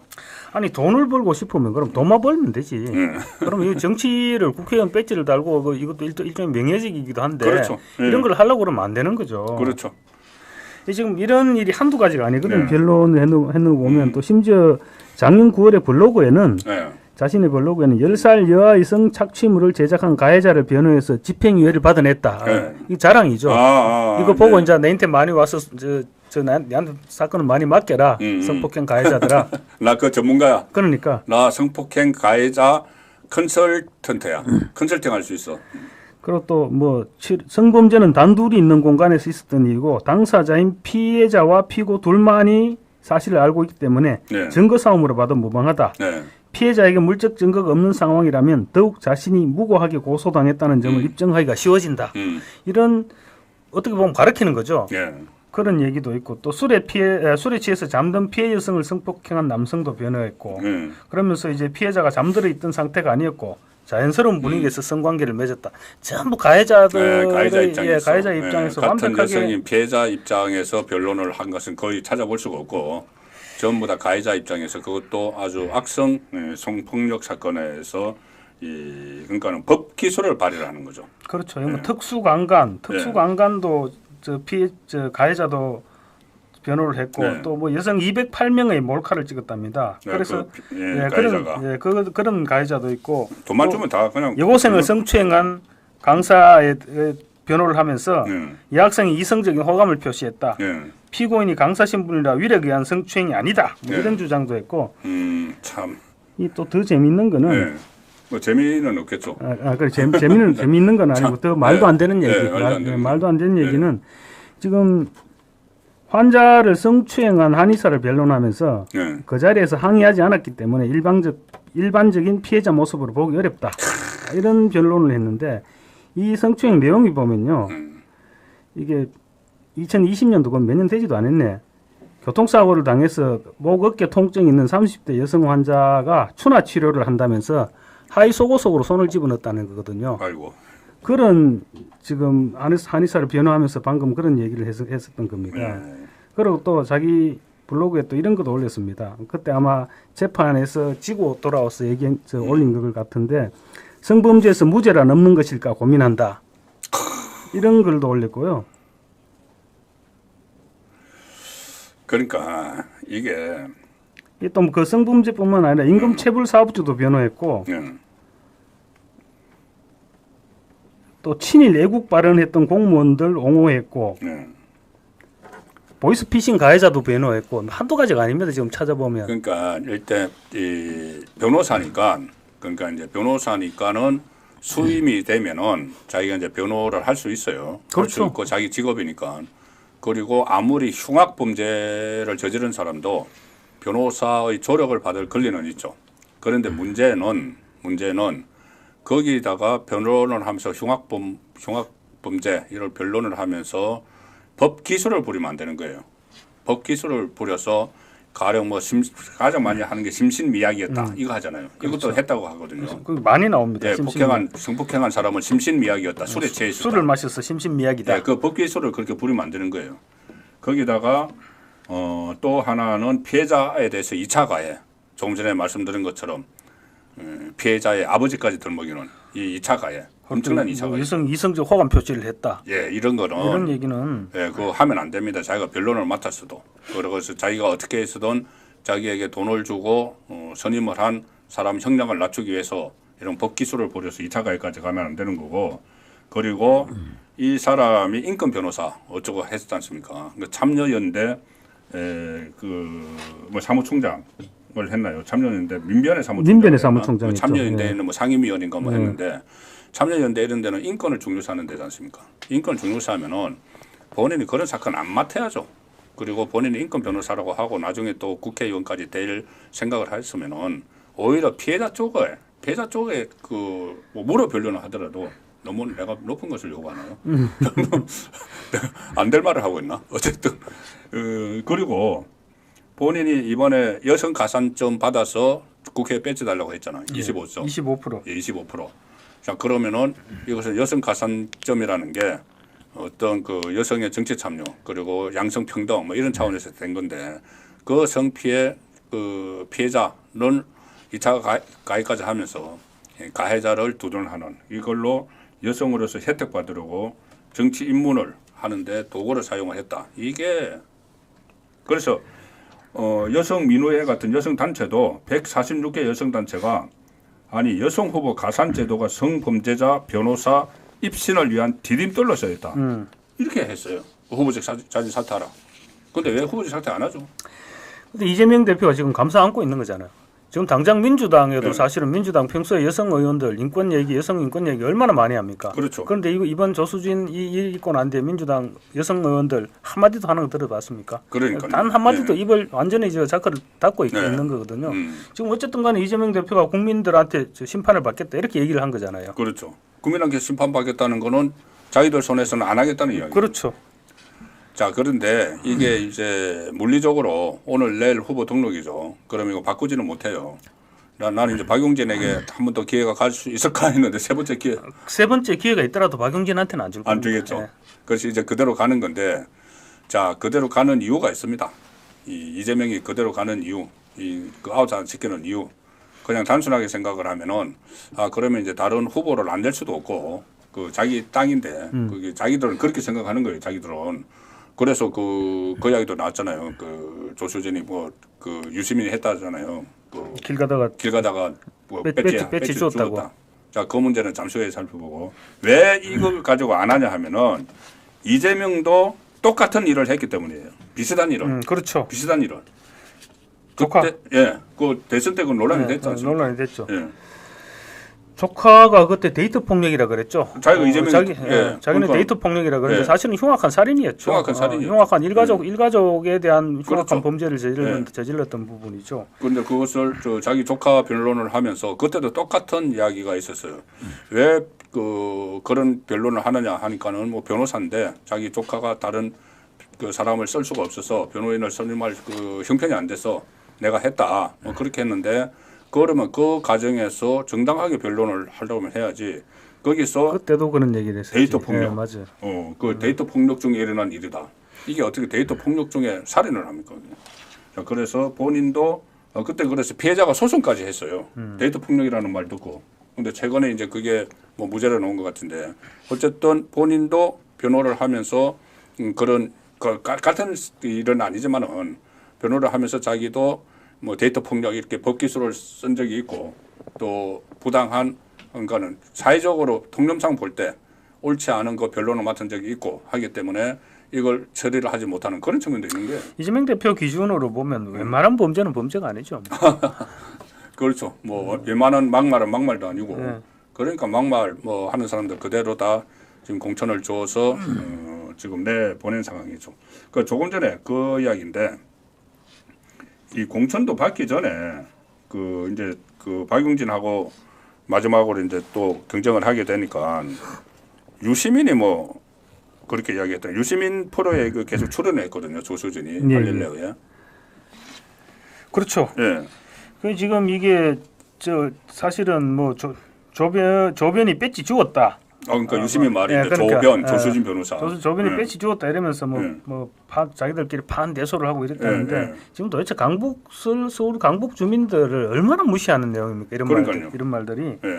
지금 제가 그래서 한번 찾아보니까 95년 이후에 그러니까 원래는 도봉구 소속이었는데 도봉구에 들어가 있었는데 95년 총선부터 강북거리 96년이죠. 96년 15대 총선부터 이제 도봉구에서 분리돼서 강북 가벌로 이렇게 됐습니다. 강북 가벌로 됐는데 강북 갑은 중간에 한 두 번 보수 정당 계열에서 당선이 됐었습니다. 당선이 됐었는데 강북을에서는 지금 그 15대 때부터 지금까지 단 한 번도 빠짐없이 민주당이 다 있는 데거든요. 그런 지역구가 서울에 두 군데 있는데 한 군데가 고민정 광진을, 그렇죠. 광진을하고 요즘 두 개가 그 정도 안방이거든요. 그런데 그러다 보니 이제 여기 이 동네도 강북을에도 삼선 의원이 한 번도 없었습니다. 민주당 워낙 좋은 텃밭이니까 경쟁이 얼마나 치열했겠어요. 그리고 또 이게 보면 박용진 의원 같은 경우는 지난 총선 때 60몇 프로를 얻었습니다. 60몇 프로고 국민의힘 30몇 프로 얻었거든요. 그렇죠. 거의 더블 스코어가 되는데 서울의 최다. 다른 20대, 19대, 18대 쭉 봐도 민주당 계열 후보가 거의 50%를 넘는 지역입니다. 그래서 여기는 뭐 그냥 진짜 누구 말 맞다는 공천 받고 집에 가만히 누워 있어도 당선되는 그런 지역이라고 할 수 있거든요. 그래도 유권자를 그렇게 유권자 패싱이에요. 유권자 패싱. 이번에는 심하게 농락한 거죠. 패싱 차원은 아예 농락을 한 겁니다. 박용진을 들었다 놨다 강북을. 그리고 박용진 강북을에 후보를 뽑는데 왜 전국의 권리 당원이 투표를 합니까? 일반 시민은 못 믿으니까. 참네. 그러니까 개딸들한테 잡혀 딱 찍어주니까는. 그러니까 이제 강북을 이만큼 무시하고 주머니돌이 공깃돌도 아니고 주머니 속에 공깃돌도 아니고 자기 멋대로 해도 당신들 어차피 우리 찍을 거잖아. 지금 이런 얘기 아닙니까? 이번에 조수진 이거 사실 얼마나 사태가 심각한 얘기입니까? 그럼요. 더 큰 문제는 조수진이 지금 주소 이전을 안 해가지고 맞아. 투표를 못 한다는 거 아닙니까? 자기가 자기 출마한 지역에 투표를 못 한다는 거 아닙니까? 자, 19일까지 주소 이전을 해야지 투표권이 생깁니다. 선거인 명부를 작성을 해야 되니까는. 그런데 19일 날 경선에서 확정이 됐어요. 그래서 오늘 이제 주소를 옮겼다는 거예요. 그렇죠. 그럼 선거인 명부 작성이 끝났으니까는 자기가 투표를 못 해요. 자기는 동작을 가서 해야 됩니다. 자기 원래 살던 데 투표를 해야 돼요. 사전 투표하면 이제 사전 투표 동작을 동작거리 누구지? 나경원하고 유삼영 경찰서장 거기 투표해야 돼요. 본인은. 그리고 강북을 유권자한테는 나 찍어주세요 하고 그러니까 자기는 저기 가서 투표해야 돼. 유산균 찍겠지 뭐. 이게 도대체 얼마나 코미디 같은 일입니까? 그런데 그런데도 광복을 주민들은 이걸 저 1번을 찍어야 된단 말입니까? 안 되죠. 우리가 이제 투표에 뭐 이렇게나 저래나 하면 안 되고. 정말 참. 자, 그러니까 이게 유시민이 이 경선에서 완전히 확정되기 전에 금배지 주웠다는 이야기를 했거든요. 그럼 이게 어떤 의미를 갖느냐 하면 그냥 보통 문제가 아닙니다. 그러면 경선에서 박용진은 분명히 이겨. 응? 날라가. 그 기울어진 운동장 만들어 줄 테니까는 지금 권리당원 100% 하는 것처럼 이겨. 이거 이제 확인한 거고. 그 다음에 본선 나가면 여기는 무조건 민주당 후보면 아무나 갖다 넣어도 찍어. 지금까는 그 금배지 그냥 주는 거야. 그런 얘기죠. 그러니까 무시한 거예요. 그 강북을 유권자들을 그냥 무시한 거예요. 맞습니다. 무조건 이제 찍는 그 유권자들로 무시를 한 거고 또 이게 그 박용진한테는 또 조롱이 되는 거죠. 그렇죠. 조롱이 되는 거죠. 그래서 이게 이런 상황도 있는데다가 조금 전에 말씀드린 엽기적이고 패론적인 변론들이 있어서 제가 썸네일에 조수진의 직업은 성범죄범 컨설팅 이렇게 제가 달았던 겁니다. 자, 그래서 이 부분이 총선에 또 다른 뭐 영향을 미칠 가능성도 저는 충분히 있다고 봅니다. 사실 뭐 강북을에서는 당선될 수는 있죠. 네. 조수진 강북을에서는 당선될 수 있겠지만 다른 접전 지역에서는 아마 상당한 영향을 끼치지 않을까. 이렇게 그렇죠. 공천을 정말 마음대로 하는데 이런 민주당을 어떻게 믿고 찍겠느냐, 뭐 유권자들이 충분히 그렇게 생각할 수 있죠. 그렇죠. 자, 그래서 지금 새로운 내용들이 조수진과 관련해서는 쏙쏙 나오기 때문에 이 문제가 총선의 뭐 핵심 쟁점. 그러니까 조수진 개인의 이런 뭐 패론적인 이런 이 변론도 변론이지만 이렇게 이런 사람을 그냥 갑자기 그 총선 후보도 아니었는데 갖다 꽂아서 그냥 무조건 찍으라고 하고 또 전체적으로 그 데려오는 사람마다 그렇잖아요. 정봉주도 그렇고 조수진도 그렇고. 그러니까 이것은 좌파 진영 전체의 어떤 비도덕성, 뭐 윤리성, 비윤리성 이런 것과도 연결이 돼서 선거에 좀 영향을 미칠 수도 있다. 그런 생각을 해봅니다. 이 김철건이라고 생각나시죠? 김철건. 네, 김철건이 오늘 이준석한테 이별을 통보했는데 뭐냐 하면은 그 개혁신당 지금 지지율 2% 나오는데 비례대표 후보를 몇 명까지 했죠? 10명 했습니다. 10명까지 했죠. 그래서 또 알만한 사람이 누구 있죠? 일단 천하람. 2번이 천하람이죠. 천하람이고 그다음에 6번에 이긴. 그 나머지는 이름을 잘 모르고 이제 호주는 여성인데 자, 김철건이 발끈했어요. 김철건이 사무총장입니다. 그 당에 뭐라고 했어요? 김철건이 이제 사실은 김철건이 68년생이거든요. 아이고 나이 많네. 68년생인데 지금 이준석이 85년생입니다. 거의 20살. 17년 차이가 나는데 사실 김철건이 이준석이 대표되고 난 뒤에 정무실장을 맡아가지고 이준석하고 모든 행동을 같이 해야 돼요. 다 있죠. 당대표 정무실장 있죠. 모든 정무실장하면서 이준석이 대선 때 가출할 때도 같이 가출했고 탈당할 때도 같이 탈당하고 계획신당 할 때도 같이 계획신당 심지어 징계도 같이 받았죠. 그렇죠. 징계도 같이 받고 모든 행동을 같이 했던 김철건인데 김철건이 자기보다 17살이나 어린 이준석 대표 이렇게 깍듯이 모셨는지는 모르겠지만 깍듯이 모셨어요. 어떻게 이렇게 배지 하나 달려고. 그러니까 행동을 오직 배지 달기 위한 여러 차례 출마시 떨어진 적이 그러니까 오직 배지를 달겠다는 일념하에 지금 이렇게까지 왔는데 지금 이번에 비례대표 명단을 하면서 10번에라도 좀 넣어주지. 아예 명단을 빼버렸거든요. 명단을 10번이나 2번이나 비슷할 텐데. 거의 같을 겁니다. 안 되는 거는. 그러니까 이제 여기까지 이러면서 이제 떠난 건 아닙니까? 그러니까 아마 이준석 대표가 굉장히 뜨끔할 겁니다. 김철건 사무총장이 떠난다고 하니까. 이게 뜨끔할 수밖에 없는 게 김철건이 이제 여기까지 한 거는 이준석 패러디한 겁니다. 이준석이 그때 대선 때 이 김종인을 총괄선대위원장으로 모시려고 하는데 그게 이제 안 되고 하니까 또 가출할 때 그럼 여기까지 SNS에 남기고 떠났어요. 그랬었구나. 맞네. 그 기억이 나네. 이제 그것을 또 패러디한 거예요. 집단에는. 맞네. 집단에 패러디해서 나는 여기까지 나도 떠나 이건데 자 근데 떠나고 나서 그 김철건이 입이 그냥 있을 것인가? 지금 이준석은 그 성접대 의혹 가지고 무고죄가 아직 수사 중이거든요. 예, 그렇죠. 자, 그런데 김철건이 어떤 일을 했냐면은 이 성접대 의혹을 그 제보한 아이카이스트 직원입니다. 김성진이 성접대를 한 사람이고 거기 직원이 제보를 했는데 그 직원이 아마 협박을 한 모양이죠. 거기 새벽에 대전으로 갑니다. 새벽에 대전으로 가는데 이준석이 사람을 보내겠습니다. 만날 수 있나요? 이렇게 해요. 맞아요. 그리고 이 가는 사람이 김철건입니다. 당 대표실의 정무실장. 그때 가서 그 제보자에게 각서를 하나 받아요. 성접대한 사실이 없음.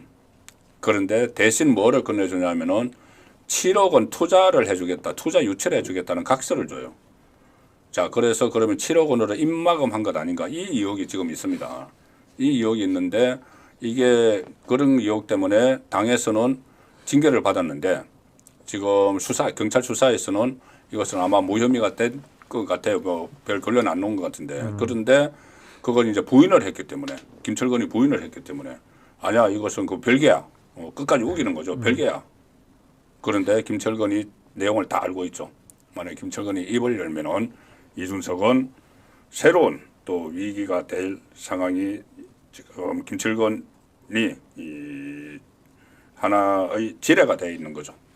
아마 지금 이준석 대표 가슴에 크다란 돌덩이 한 개 올려놓은 네. 그런 느낌이지 않겠나 생각됩니다. 그런데 이준석은 국회의원 되나요 이번에? 지금 뭐 여론조사상으로는 거의 저 민주당 공영훈 후보한테 절반 하퍼 정도. 어떤 때는 저 절반, 어떤 때는 거의 뭐 3분의 1. 3분의 1 토막 하퍼, 뭐 많아도 하퍼 이 정도 나오던데 뭐 배지 달기는 쉽지 않을 것 같습니다.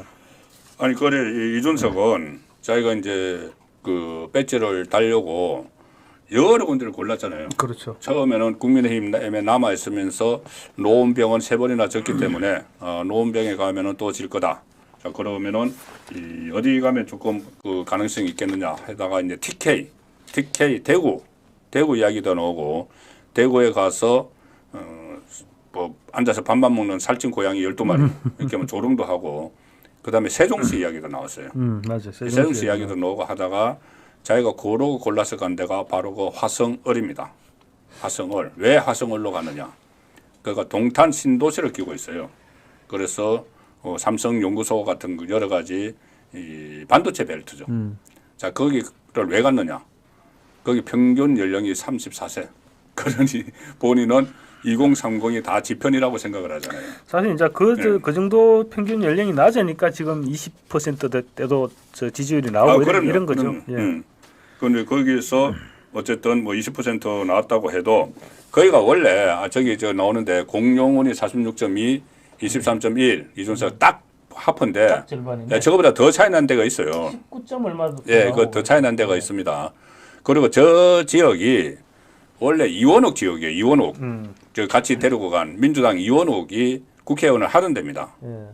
그러니까는 아마 이원욱 조직이 상당히 또 줬을 거예요. 이준석한테. 그리고 이원욱은 새로 신설되는 화성정으로 갔죠. 병인가 저인가 학교가 다른 곳으로 가고 저 이원욱 조직까지 다 줬는데 23.1 국민의힘과 비슷하고 저기 민주당에는 하프였을 거죠.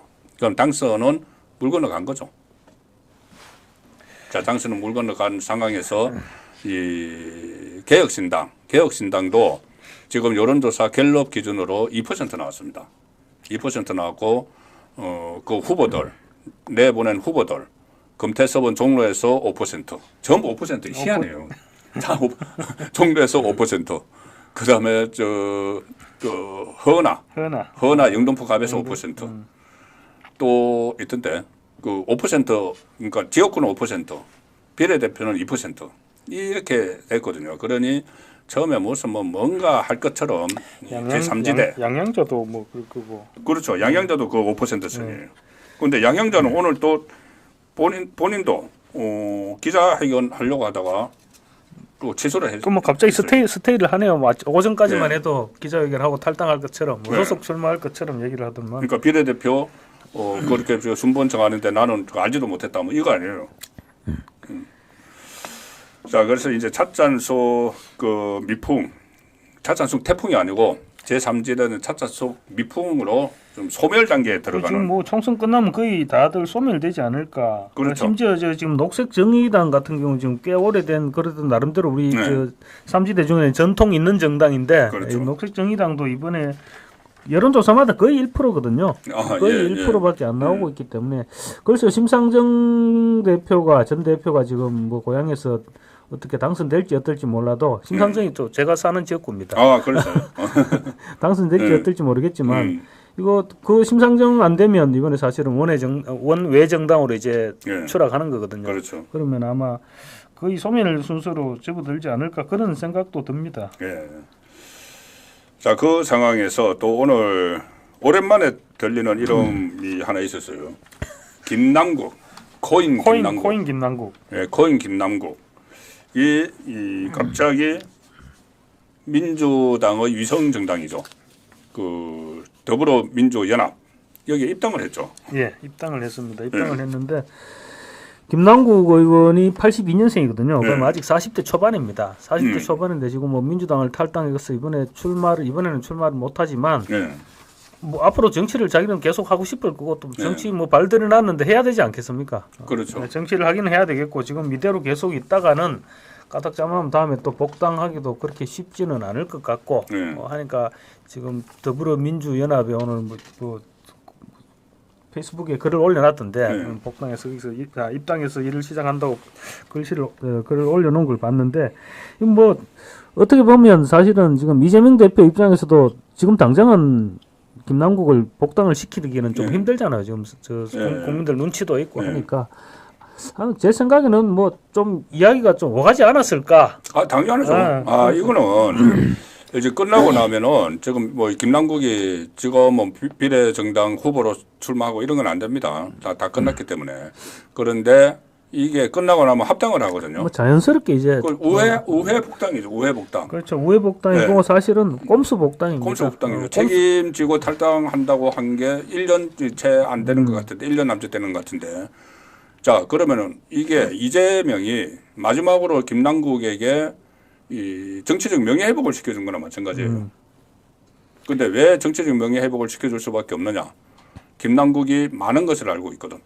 이재명에 대해서. 수행을 했죠. 대선 때. 수행도 했죠. 수행실장도 하고 그다음에 이 온라인 뭐 특보단장인가 이런 거를 하면서 그때 지금 많이 좀 기억이 뭐 말을 하면 났을 거지만은 그때 코인 그 사태 때 이게 대선 자금 아니냐, 대선 자금 세탁한 거 아니냐 이런 이야기가 국민의힘을 중심으로 계속 문제가 제기가 됐어요. 제기가 됐으니까 결국은 그리고 그때 그 코인 업체 그러니까는 이름 다 잊어먹었는데 그때 한참 많이 나왔잖아요. 그렇죠. 그러니까 게임 회사 게임을 이제 돈으로 돌려주는 그 법안을 이재명이 찬성을 하고 뭐 그런 일이 있었기 때문에 아마 이재명과 김남국도 일종의 공동 운명체죠. 그래서 뭔가 정치적으로 마지막에 명예회복, 그런다고 명예회복이 되지는 않지만 이 총선에서 그래도 이렇게 좀 왔다 갔다 하면서 움직여라. 그래서 그런 자리를 준 게 아닌가. 어쨌든 뭐 자연스럽게 복당할 수 있는 기회를 만들어준 거죠. 이건 사실 복당도 아니고 이제 합당 절차가 들어가면 복당이 절차가 필요가 없잖아요. 그렇죠. 그냥 자연스럽게 이제 민주당원이 되는 건데 보니까 뭐 페이스북에 글도 이렇게 올려놨습니다. 보니까 선당 후사의 마음과 백의종군 자세로 더불어민주연합에서 민주당원과 함께 뛰겠다. 민주당원과 함께. 원래 올해 쌍둥이니까는. 또 재밌는 거는 김부겸 전 총리가 아무 김남국 입당 이런 부분에 대해서도 그리고 조수진 이런 부분에 대해서도 계속 지금 입을 아예 닫고 있더라고요. 김남국 부분에 대해서도 뭐 지금 자기가 거기 가서 좀 의석수를 늘려주면서 좀 힘을 보태고 싶은 것이 아니겠느냐. 그러면서 뭐 꼼수 복당이 아니냐 이런 얘기를 하니까 그런 부분은 좀 얘기를 안 했으면 좋겠다 이렇게 말을 피하더라고요. 지금 이제 이런 조수진이나 김남국 이런 사태를 쭉 훑어볼 때 이제 뭐 민주당은 바야흐로 완벽한 이재명 1인 독재 정당이 된 것입니다. 그렇죠. 이제 끝나면은 총선이 끝나면은 그때는 완전히 이제 이 새로운 국면이 펼쳐지게 됩니다. 저는 총선 이후가 정말 드라마틱하게 전개가 될 것 같아요.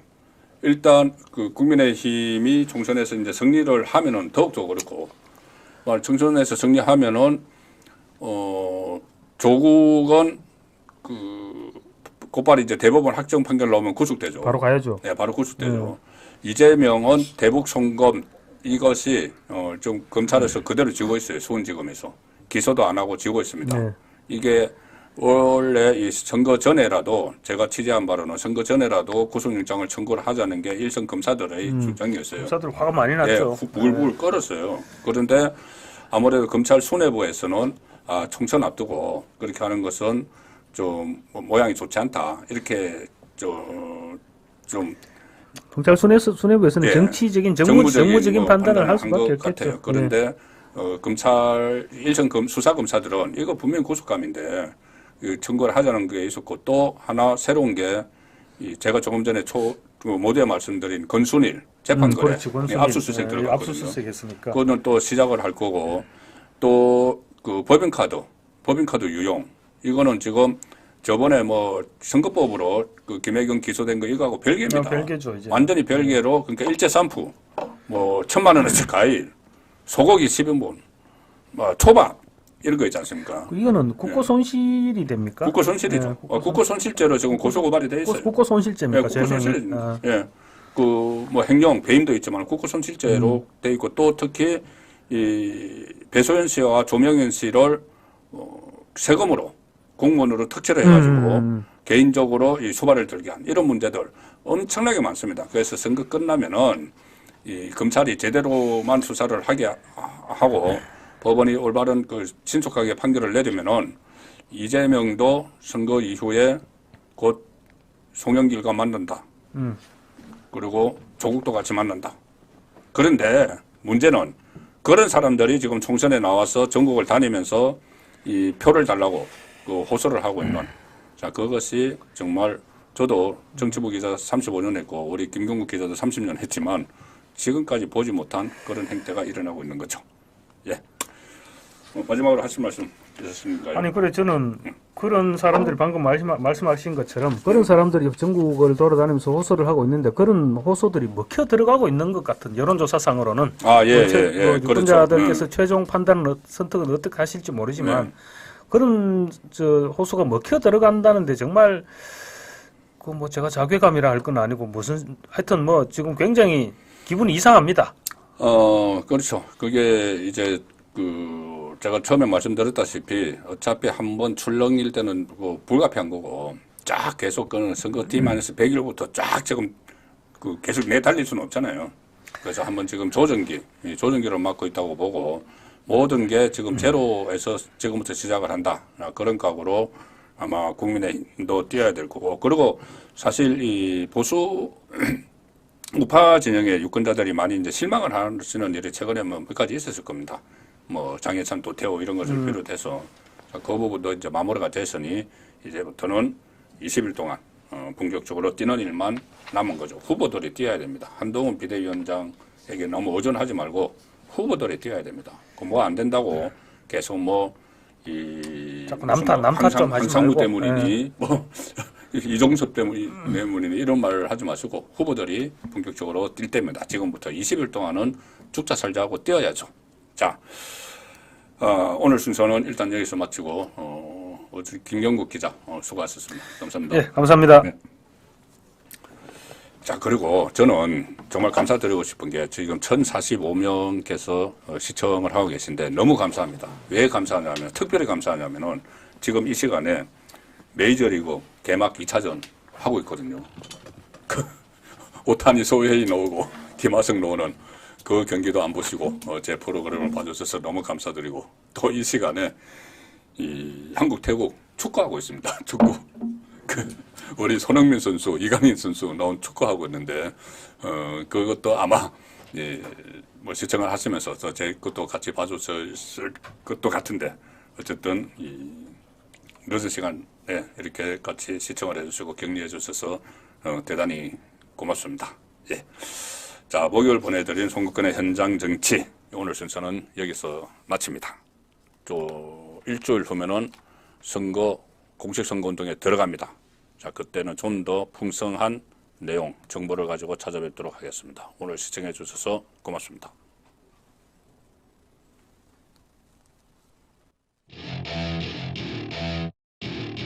Welcome to my party, we're just getting started. A life is a dream or a nightmare scarring. Hand me a drink cause I think I'm going all in. Get me a shrink who can catch me when I'm falling. Cover up my scars, flip the handlebars. Crashing in my car, wake up in a bar. I'll be a superstar, just on my avatar. This world is so bizarre, empty out the reservoir. Yeah, I'm taking 6 shots, yeah, straight to the face. And I wanna get lost, I'm sick of this place. Don't know how to stop when I'm feeling this way. So I'm taking 6 shots till I'm feeling